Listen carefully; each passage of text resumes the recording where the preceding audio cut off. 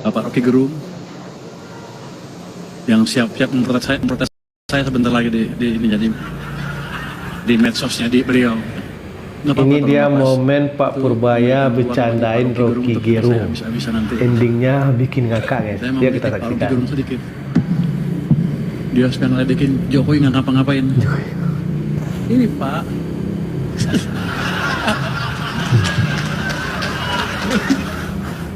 Kalau di sana kan dia berkuasa, di sini saya berkuasa.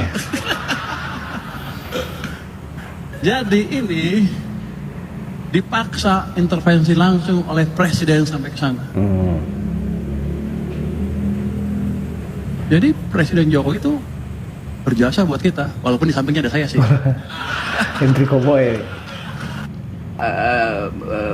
Yudi Purbawa ini aliran Chicago School gitu, karena dia sebut Milton Friedman dari awal tuh, bukan Keynesian sebetulnya tuh. Tapi kita mau coba, apapun kita bisa bilang oke, boleh supply aja uang ke publik. Kan ada prinsip bahwa supply creates its own demand, boleh aja. Tetapi apakah demandnya ada gitu? Jangan-jangan demandnya justru ditunggu oleh supply itu ditunggu oleh demand para politisi ini, kan itu dasarnya kan.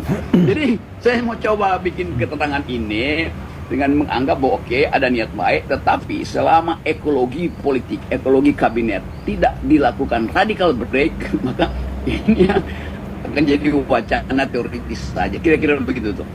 Bisa terangkan, saya dengar semuanya itu, keterangan itu dengan seluruh variabel konstanta, yang mana yang sudah konstan, mana yang masih variabel, dengan grafik yang macam-macam itu. Iya, tapi pertanyaan di belakang grafik itu dipercaya apa enggak? Itu bila Bahlil masih ada di kabinet, bila Erlangga masih menjadi Menko, dan seterusnya, bila siapa aja di situ, bila Erick Thohir masih berupaya untuk ngaduk-ngaduk dan antara misalnya. Ayo ngaku Bapak itu sebenarnya jiwanya Gen Z ya, cuman terjebak di tubuh Bapak.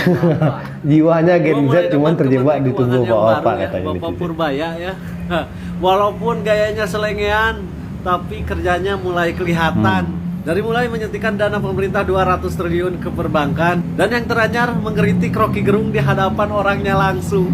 Sangat berani sekali Pak Purbaya nih. Prestasi Pak Jokowi, orang yang selama ini dikritik habis-habisan oleh Rocky Gerung. Pak Purbaya mengatakan, mohon maaf Pak Rocky, saya kritik ya Anda, saya sampaikan prestasi Pak Jokowi, kata siapa Jokowi tidak ada prestasinya. Ya walaupun di sampingnya ada saya. Ya, tapi setidaknya Pak Purbaya ini ya, kalau misalkan mengkritik langsung di hadapan orangnya, nggak seperti Pak Rocky yang selama ini keluar-keluar mengkritik Presiden Pak Jokowi, bahkan sekarang mengkritik Gibran gitu. Cuman berani jadi belakang. Iya. Ada yang sama nggak? Semenjak Menteri Keuangannya ganti Pak PYS nih, Pak Purbaya Yudi Sadewa, kita tuh kalau dia muncul di media ya, bawaannya pengen ngedengerin, pengen nyimak, ya kan? Apa yang nunggu dia sampaikan. gebrakan baru dari Pak Menteri baru nih kayaknya. Gitu kan, kelakarnya, ya kan? Kelakarnya lucu dapet, ya kan? Terus penyampaiannya itu masalah keuangan, kita aja orang awam aja gampang gitu dengerinnya, nangkepnya gitu. Beda sama Menteri Keuangan yang dulu. Kalau muncul di media, bawaannya udah was-was kita. Udah takut kita kalau ini defisit nih gitu kan. Terus di otak kita langsung, waduh, bakal kena pajak apa lagi nih?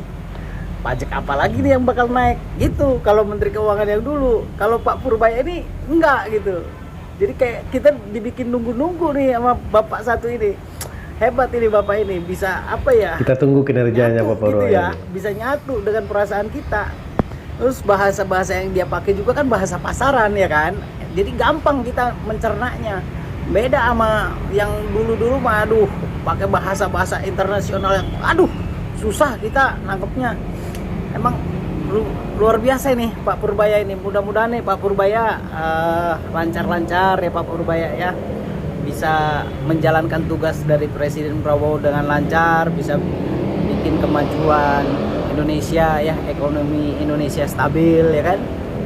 Tapi tetap Pak Purbaya, tolong hati-hati Pak Purbaya ya. Apalagi Pak Purbaya bukan orang dari partai. Yang dari partai aja banyak yang ngincer, apalagi yang bukan non partai deh Pak. Wah, itu pokoknya hati-hati deh Pak ya. Selamat bekerja Pak Purbaya. Selamat bekerja. Saya nantikan, saya tunggu video-video selanjutnya. Sampai sini pada awalnya ragu sama nih orang, kayak ini Pak Prabowo beneran nggak sih, kok kayak anaknya selengean gitu ya kan. Tapi setelah gue perhatiin, bisa jadi bapak ini lebih gacor daripada Bu Sri Mulyani. Salah satu pernyataan bapak ini yang bikin kayak gue, wah wajib didukung nih guys. Jadi anggota DPR ini kayak nantang sama bapak ini, minta 1.300 T emang mampu dibayar gitu kan. Terus dijawab sama Menteri Keuangan yang baru, 3.000 T dikorup aja bisa, masa untuk bayar utang 1.300 T aja nggak bisa. Terus Pak Purbaya ini juga siap dikritik katanya. Ya mengkritik kalau tujuannya baik boleh, asal jangan kayak mahasiswa. Apalagi baik baru juga 1 hari bapak ini kerja mereka udah minta diganti. Kan kocak, ini kenapa sih mahasiswa UI kok kualitasnya menurun? Kalian bayangkan aja hari ini 200 T udah turun ke 5 bank ini. By the way inget ya, ini uang bisa dipinjamkan ke rakyat untuk modal bisnis ataupun usaha. Jadi uang berputar gitu, ekonomi berputar. Dan inget ya, bukan untuk judol ya, manusia-manusia sialan gara-gara kalian ekonomi kita jadi serem. Intinya gue dukung Bapak Purbaya gitu aja supaya.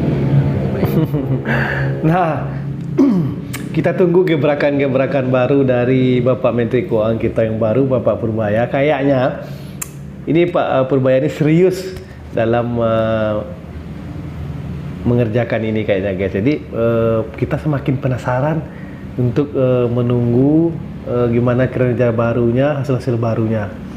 Kami masyarakat siap mendukung kalau itu memang kebijakannya pro terhadap masyarakat. Nah guys, terima kasih telah menyaksikan video ini guys.